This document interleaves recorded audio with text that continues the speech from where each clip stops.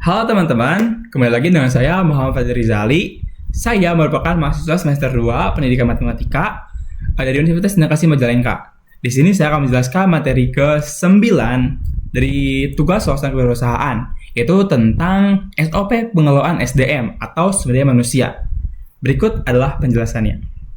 Oke, pertama kita masuk ke pengertian terlebih dahulu teman-teman. SOP atau Standard Operating Procedure merupakan pedoman kerja yang disusun secara sistematis untuk mengatur pelaksanaan suatu kegiatan agar berjalan secara konsisten, efektif, dan efisien. Nah, dalam konteks pengelolaan sumber daya manusia, SOP berfungsi sebagai acuan dalam mengatur seluruh proses yang berkaitan dengan tenaga kerja di dalam suatu organisasi atau perusahaan. Nah, tujuan utamanya dari SOP adalah untuk menciptakan sistem kerja yang terstruktur, meningkatkan kinerja karyawan, serta meminimalkan kesalahan dalam pelaksanaan suatu tugas, teman-teman. Nah, dengan adanya SOP ini, setiap karyawan memiliki pedoman yang jelas mengenai tugas, tanggung jawab, serta standar kerja yang harus dipenuhinya. Nah, dalam SOP, pengelolaan SDM terdapat beberapa komponen utama yang perlu diperhatikan.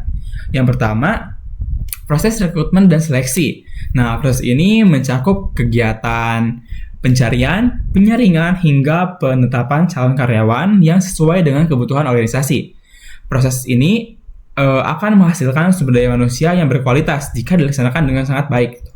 Yang kedua, penempatan dan pembagian tugas. Nah, setelah karyawan diterima, perlu dilakukan penempatan sesuai dengan kompetensi yang dimilikinya, serta pembagian tugas yang jelas agar tidak terjadi tumpang tindih pekerjaan.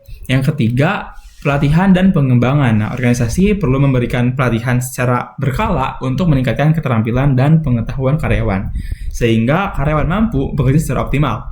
Yang keempat, penilaian kinerja. Nah, penilaian ini dilakukan untuk mengukur tingkat pencapaian karyawan terhadap target yang telah ditetapkannya nih. Nah, hasil penelitian dapat digunakan sebagai dasar dalam pengambilan keputusan, seperti promosi atau pemberian penghargaan.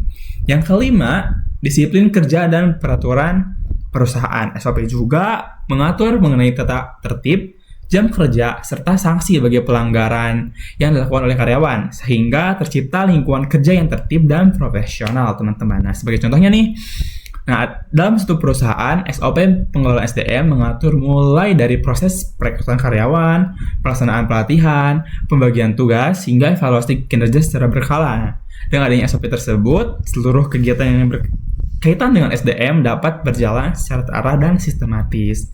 Nah, dengan demikian dapat disimpulkan bahwa SOP pengelolaan SDM merupakan pedoman yang penting dalam mengelola tenaga kerja.